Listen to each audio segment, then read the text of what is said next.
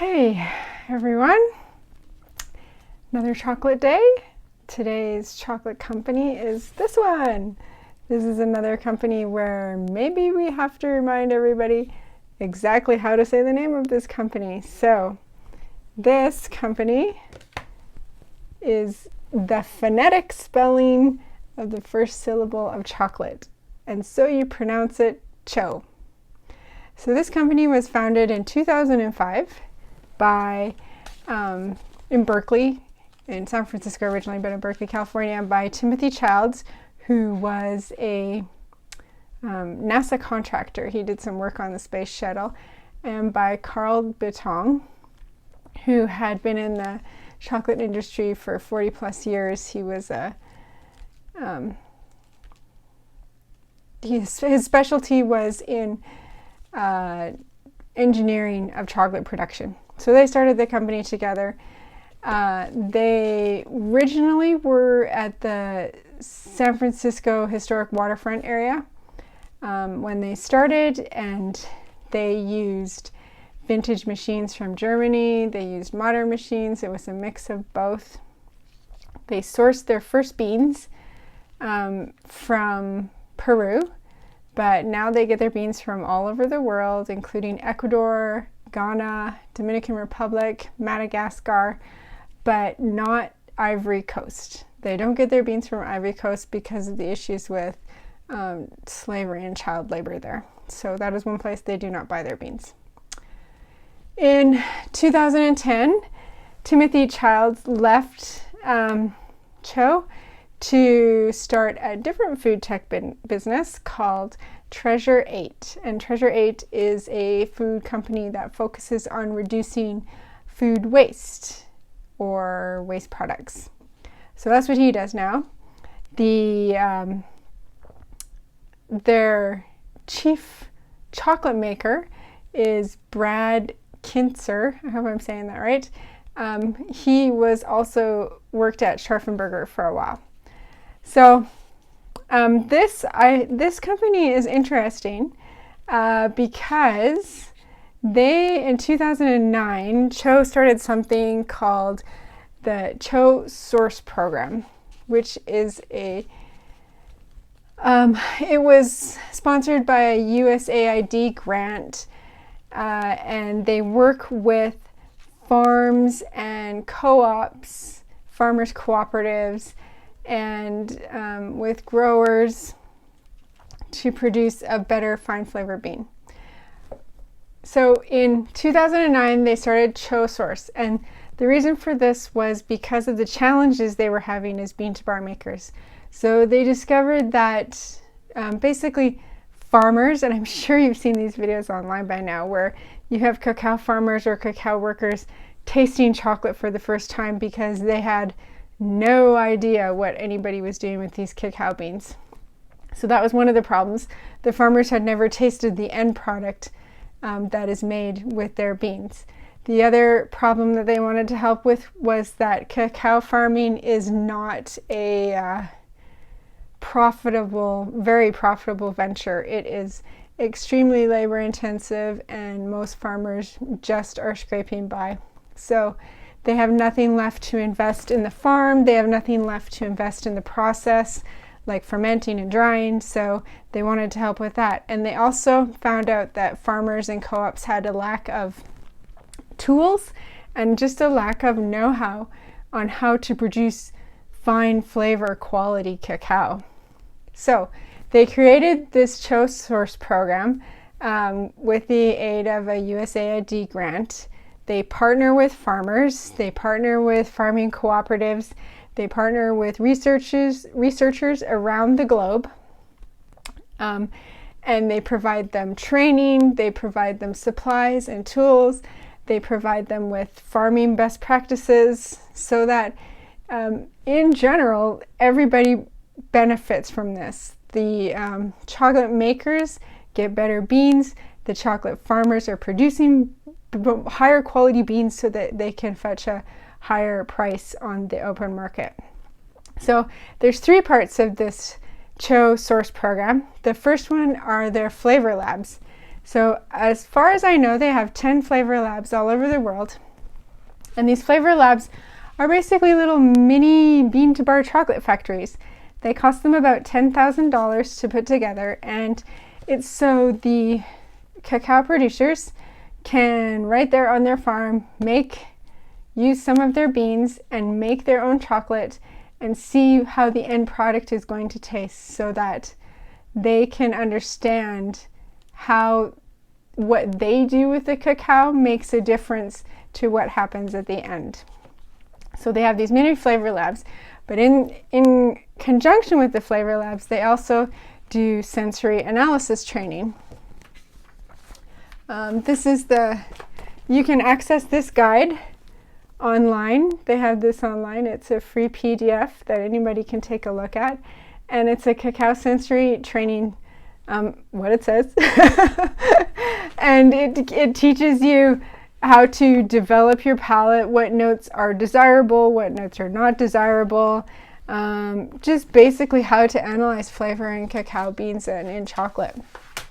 And they've got this cacao sensory form that's actually really quite interesting when you take a look at it. So they've got the good flavors that you would want, and then they've got down here off flavors it helps the farmers understand that every step along their supply chain, from growing, from the soil, from the weather, from the genetics, from the fermentation to the drying, how all of these steps have an effect on the flavor of the beans as they're brought out in the end. So it helps the farmers develop an understanding of the flavor development nuances, and it gives everyone a shared language of taste. So the third part, so the first part is flavor labs, the second part is sensory analysis training, the third part is the Source program improves the infrastructure for farmer-owned cooperatives. So they help them with best practices like monitored fermentation, raising drying beds, secure bean storage, things that just make for best practices to get the finest quality cacao, so that you don't get flavors like mold or other things that are bleeding through and making their beans less sellable.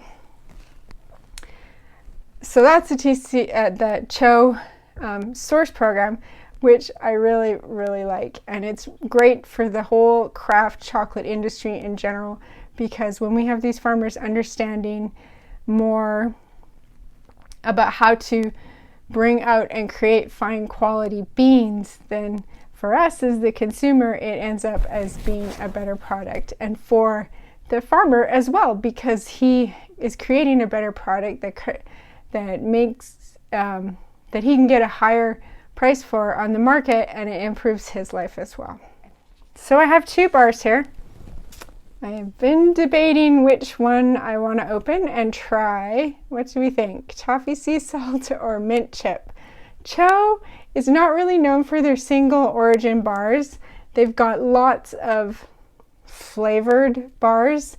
They have seasonal flavored bars, like they have Christmas and fall flavors and that sort of thing. So they have some single origin bars, and sometimes they do what's called a Makers series, where they have special flavors that are limited batch bars, but mostly you see them with the inclusions in them.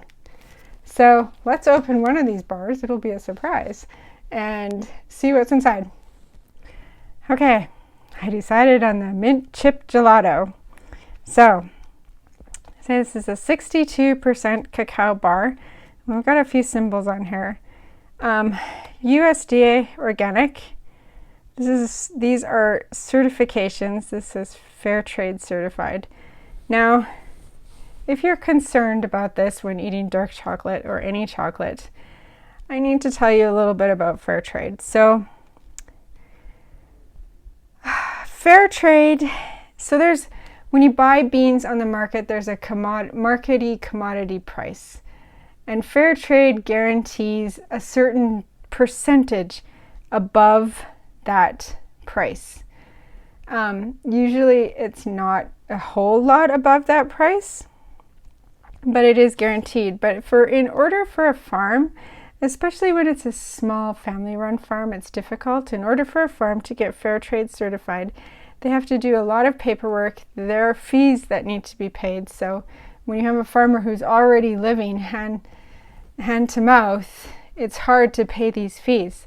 Now, a lot of dark chocolate bars will not have this fair trade certified ingredients on it, but they will say that they do something called direct trade, which may even be better for the farmers than fair trade, because with direct trade, the chocolate maker is going directly to the cocoa bean producer and dealing directly with them, and they often pay them premium prices, much higher than market value, much higher than fair trade. And so because they can skip with the farmer, they can skip this certification requirement. The farmer doesn't have to pay somebody in like San Francisco or Germany or London to sit down and fill out this paperwork and to come and check their farm and to make sure they're meeting all their requirements. So if you want to have ethically sourced chocolate, this is not necessary. It's necessary to pay attention to the makers, to know their stories, to know where they're getting their beans. So if they're direct trading, that's even better than fair trade, if that's actually what they're doing. Okay, so let's look at the back. So this one has a little bit more ingredients because of the inclusion. Let's see if I can get it up close here. So we've got cacao beans, good, always a good first ingredient in a chocolate bar, cane sugar, cocoa butter. Added cocoa butter will give it an improved mouthfeel or smoother mouthfeel. And then we have the freeze-dried mint. Oh, I just saw that ingredient. Mint gelato. So we have milk, sugar, cream, carob flour, mint, soy lecithin, which is an emulsifier, which helps the chocolate, keeps it from separating. And then we have real vanilla beans. So not your 2-ingredient bar, but we've got inclusions here, so you've got to expect a little bit more.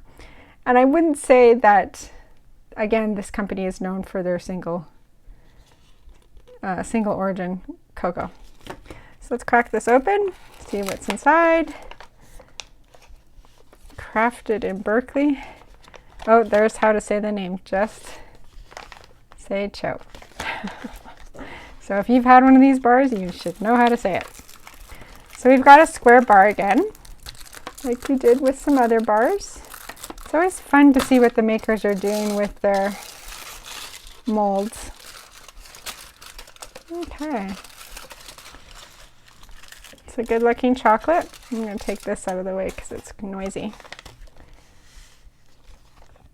Okay, so it's got a nice shine to it. It's good looking milk chocolate. They've kind of got a fun, you can see how the planes of the things are not equal.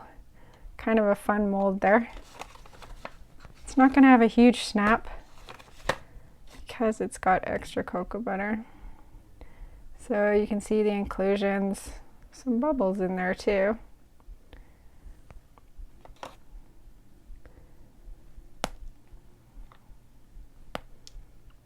Let's give it a taste. Not expecting much, mostly mint. Mint usually overpowers everything that it's in. So initially, you get the mint flavor. You get a little bit of the chocolate shining through, so you get a little bit of acidity coming through from the chocolate, so that's nice. Not horribly complex. A little bit bitter at the end.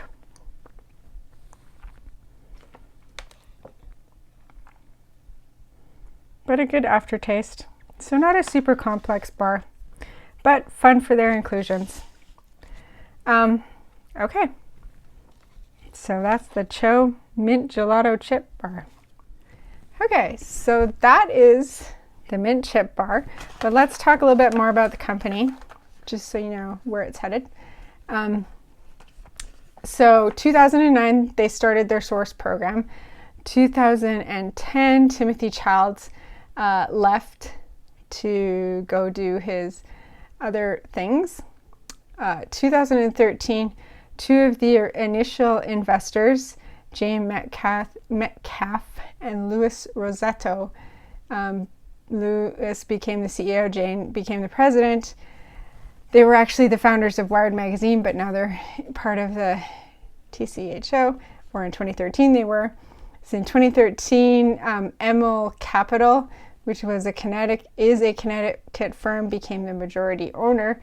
And then just last year, in 2018, CHO was bought out by the Japanese confectionery Izaki Gelato, which is headquartered in Osaka, Japan. It's 100 years old, and they make a candy that you also might know if you've ever had Pocky.